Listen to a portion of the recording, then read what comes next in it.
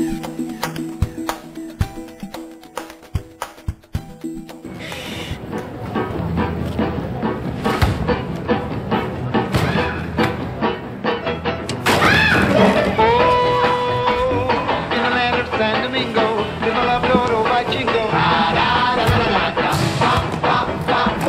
the fields and from the marshes, get the old and young like gashes. They all spoke with a different lingo, but they all loved oh by jingo. And every night they sang in the pale moonlight. Oh by gee, by gosh, by gee, by jug. Oh by jingo, won't you hear our love? We will build for you a hut, you will be our favorite club. We'll have lots of oh my golly, then we'll put them in the party. By jingo, said by gosh, by gee. By Jiminy, please don't bother me. So they all went away singing, oh, by gee, by gosh, by come, by jump, by jingo, by gee, you're the only one for me.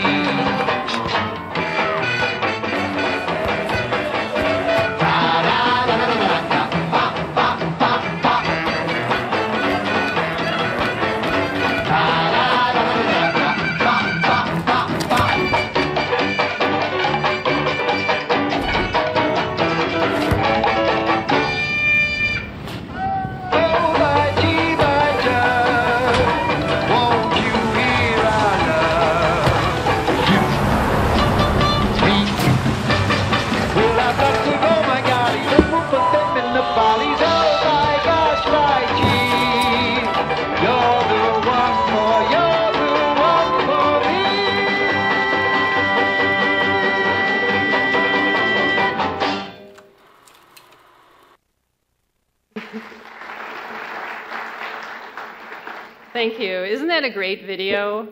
It's all about sharing our story in an authentic way that's fun. And that really resonates with people.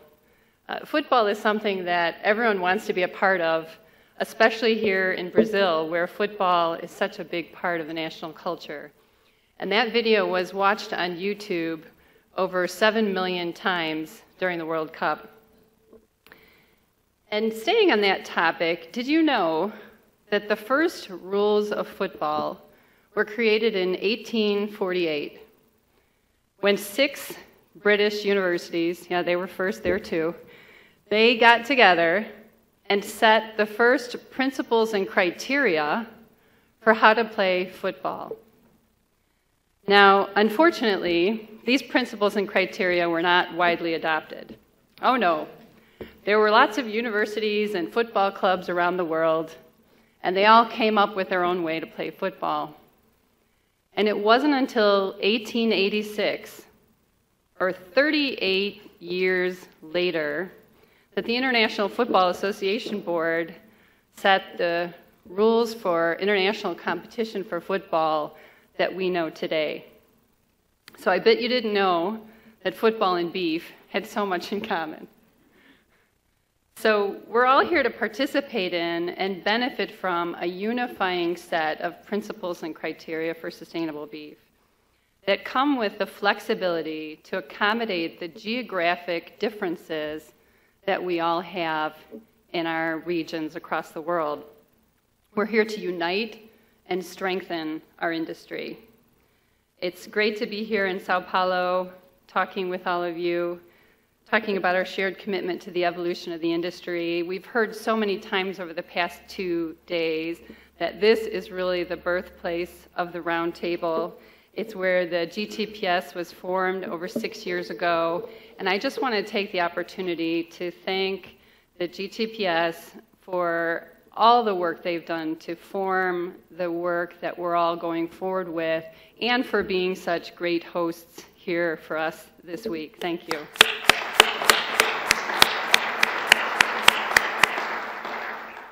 And while I have the stage, I want to personally thank a couple of our suppliers here in Brazil, JBS and Marfrig, for all the work they've done to keep the Roundtable moving forward as well. So thank you to both of them.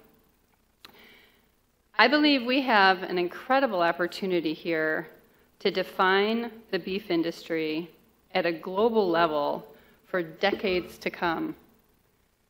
Let me tell you a little bit about myself. I'm from a town, I live in a town today called Oak Park, Illinois. Has anybody ever heard of Oak Park, Illinois? Been there?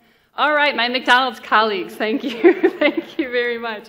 Oak Park is a typical American suburb. It's just outside of Chicago, Illinois.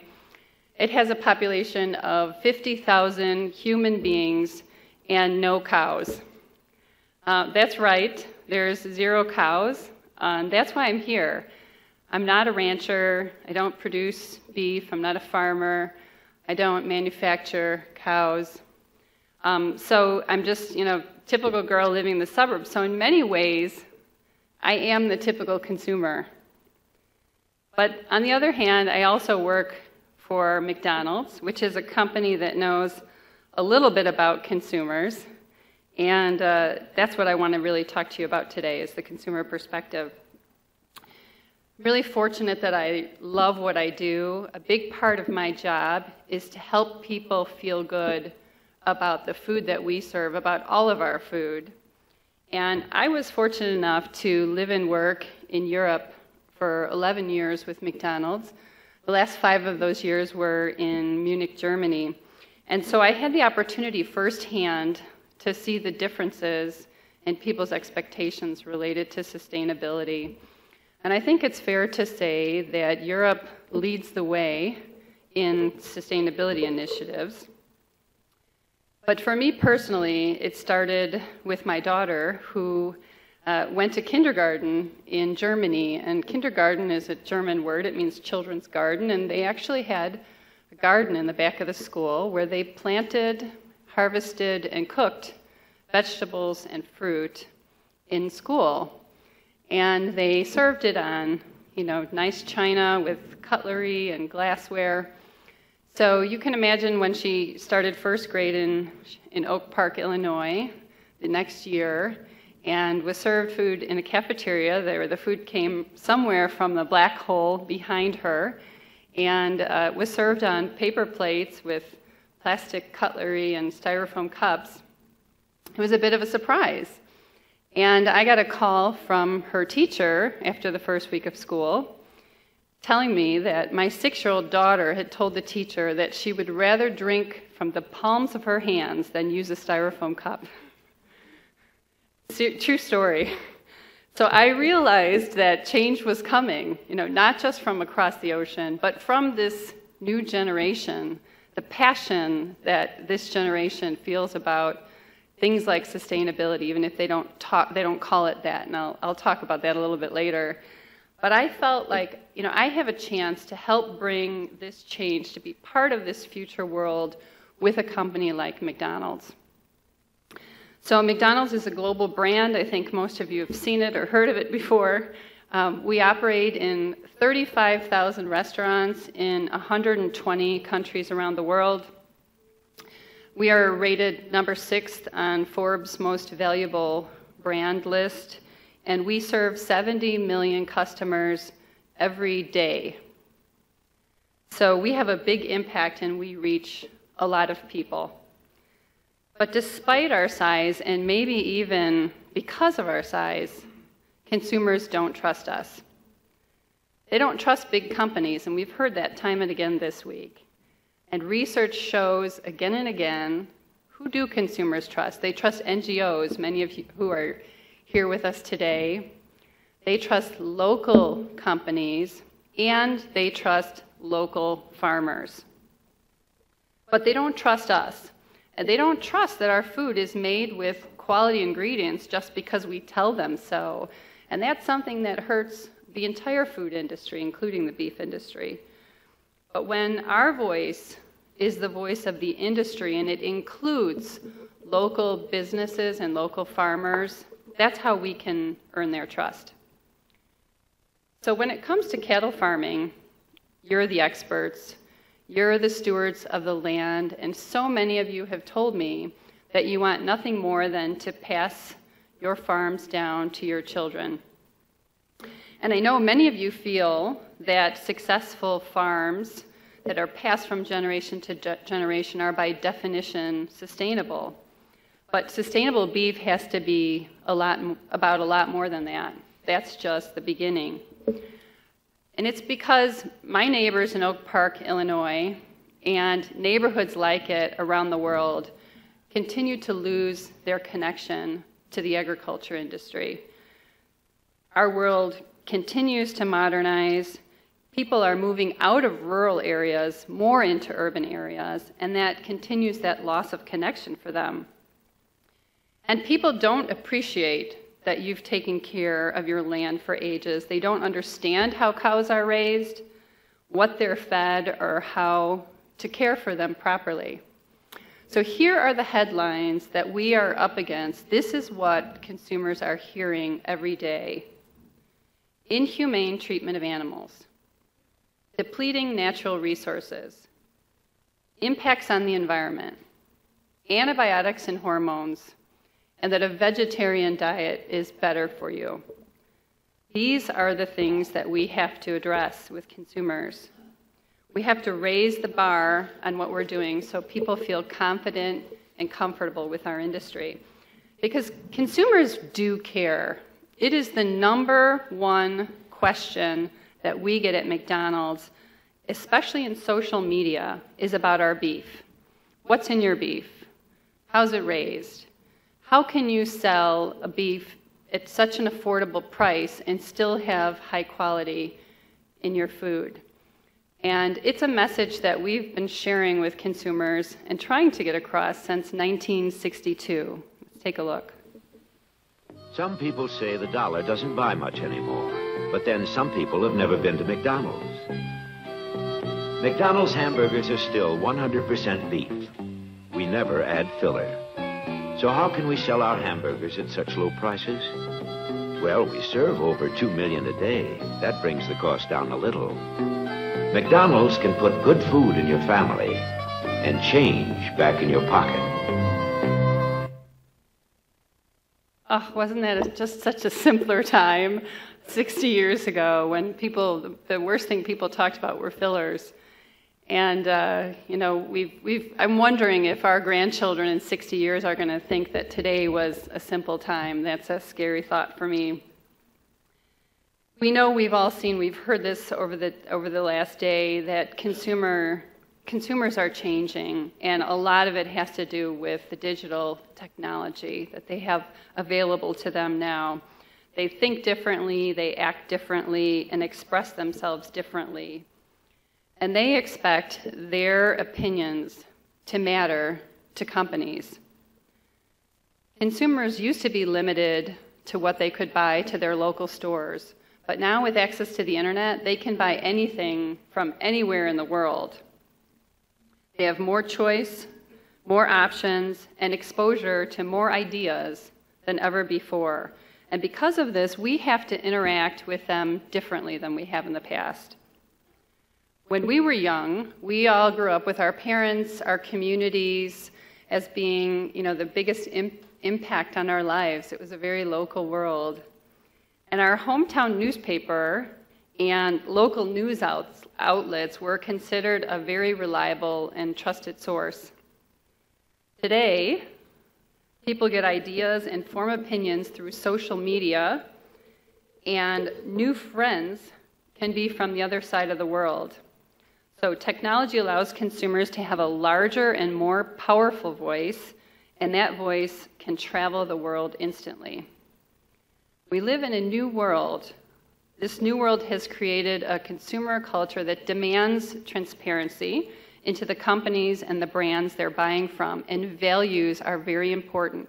Consumers want to buy goods from companies they believe share their values, and they're trying to distance themselves from companies that they don't believe share their values. So the image that you see here on this screen now is part of a campaign at McDonald's called Our Food, Your Questions.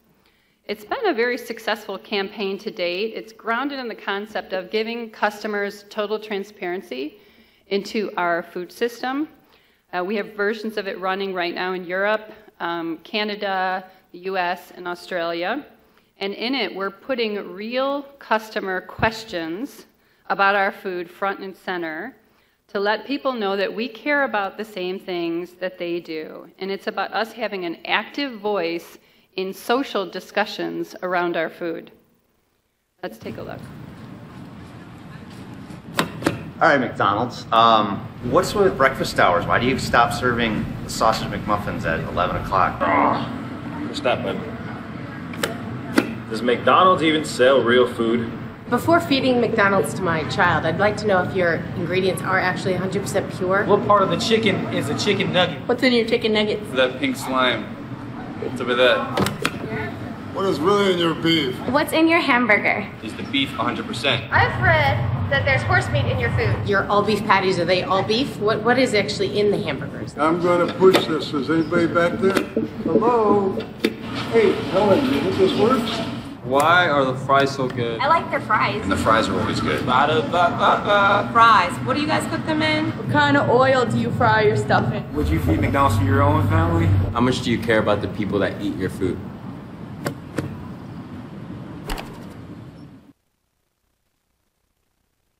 So those were real questions asked to that billboard, and those are the questions that our customers are asking about, and it really needs to be the starting point for our dialogue for the beef industry. We want people to know what we're doing in the beef industry. People like beef. They've told us that they like the way beef tastes. Of course they do. Beef tastes great.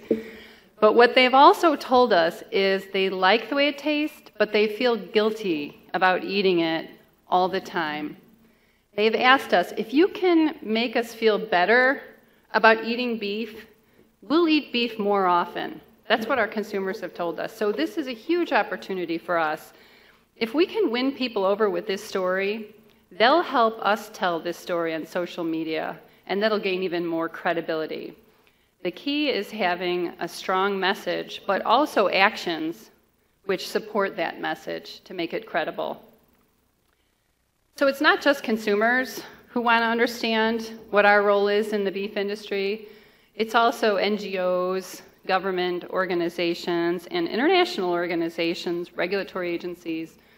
In September, our CEO, Don Thompson, was asked to speak at the United Nations Climate Summit, specifically on beef, and here's what he had to say. While we're currently developing specific sourcing goals for 2020, we have pledged and will begin sourcing verified sustainable beef in 2016. Our work on sustainable beef focuses on the three principles of climate-smart agriculture: increasing productivity, supporting farmers' resilience to the impacts of climate change, and also mitigating their impacts on climate change. Worldwide, we're collaborating with governments, non-governmental organizations, suppliers, and other businesses to activate strategies and engage in projects that are in line with the goals of this summit and the Alliance. For example, because the beef industry does not have a single agreed-upon definition of what it means to produce beef sustainably, we've partnered with the World Wildlife Fund, with Walmart, and others to co-found and convene the Global Roundtable on Sustainable Beef. So pretty powerful message from our CEO, and he went on to say a couple other things I just wanted to add. Our business and our commitment to society is interlinked. And although we source only 2% of the world's beef, it comes from 5.5 million farmers annually. And we're working with farmers on field projects here in Brazil, in the US, Canada, Australia, and the UK. So I'd like to say something, stop here and say something now about the word sustainability. I do not like this word. Actually, when I was getting ready to do this presentation and working with my team, I challenged the team to say, can I do an entire speech without using the word sustainability? Unfortunately, we weren't totally successful, but we're getting closer. Consumers generally don't use the word sustainability, or when they do, there's so many different meanings to it that then a word loses all meaning, in my opinion. So to younger generations, like this crazy freewheeling guy here, sustainability is often used in an environmental perspective, talking about a greener world.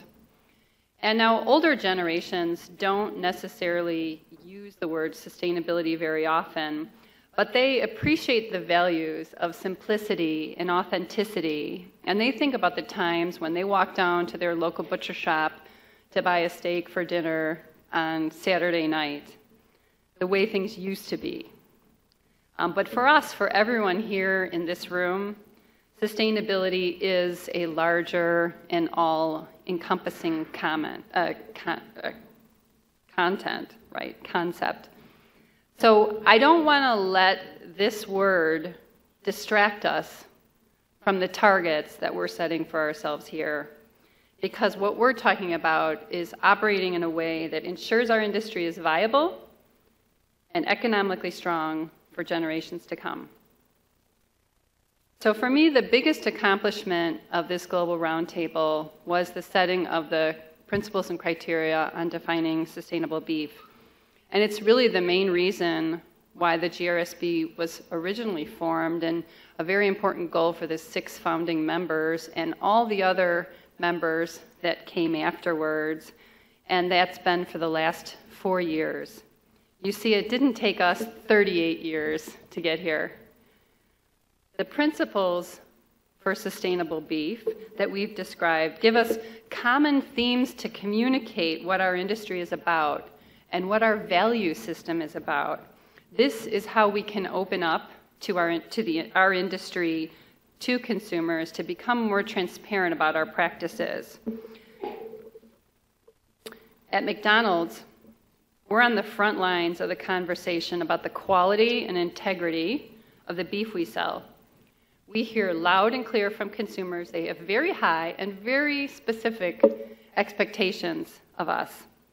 They want to know more about the food they eat, where it comes from, and feel good about it. So for us to sell more burgers, for our industry to sell more beef, we have to be able to tell a better story, one that consumers can relate to and feel good about. And that story starts with all of you. One of the things we're doing at McDonald's is starting to tell the story about the beef we sell using your voice, the voice of the farmer, and it's really resonating with people. People want to see happy cows and green pastures, and they don't have any other expectations because they're so far removed from what you do. And it's a way for us to let them in a way that feels authentic and real. So here's a great example from one of our suppliers in Canada. We're here in southern Alberta to show you what a farm looks like and how they operate and the conditions that the animals are under. Our farm is 3 generations. There's my father, my brother, myself, my nephew, and my son. We just raise cattle the way they're supposed to be raised, I guess. If you're a cow, it's pretty idyllic. The mother cows are on pasture year-round. The calves, after they're weaned, will go into the feedlot. The ones that are going back into the breeding herd will be here about 5 months. The ones that will go into the food chain will be here about 8 months. We feed a mixture of straw, silage, grain, and a mineral pack. We do feed analysis on all our feed, and where it's lacking in vitamins and minerals, we get a custom formulated mineral pack. It's important to me that the consumers are told the truth about where their food comes from. We aren't trying to gloss anything. What we do, we're proud of what we do. We eat what we produce in this feedlot, and I wouldn't try and sell it to somebody else if I wouldn't eat it myself. I wouldn't try to sell to somebody else what I wouldn't eat myself. That's the kind of authenticity that consumers are looking for. We also have some great work that's being done in Europe, specifically in Ireland, where we're bringing farmers into our marketing campaigns. Take a look at this. Making your way in the world today takes everything you've got. Wouldn't you like to get away? Sometimes you wanna go where everybody. At McDonald's, all of our beef is 100% Irish, 100% local. That's because we source it from Board B quality assured farms and local farmers we know by name. Everybody knows your name.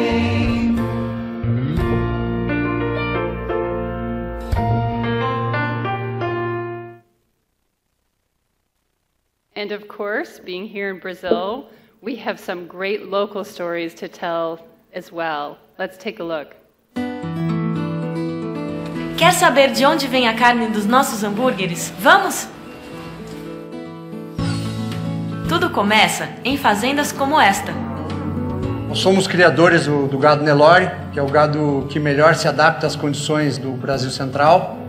Temos 1.500 cabeças de animais destinados a corte. Para estar habilitado para o McDonald, nós temos que cumprir várias normas. A parte de bem-estar animal, parte social dos funcionários e toda a parte ambiental também. Nosso sistema de produção é o sistema de pastagem, onde os animais são criados soltos, alimentando-se basicamente de capim.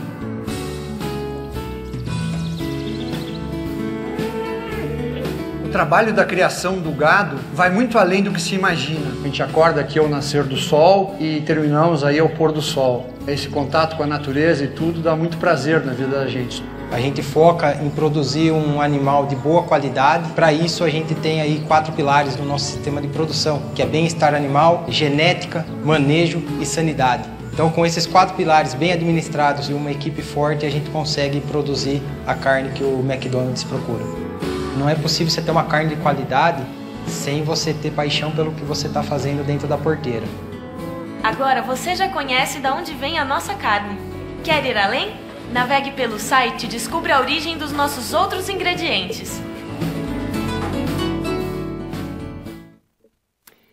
So I don't think you have to speak Portuguese to understand the message behind that beautiful video.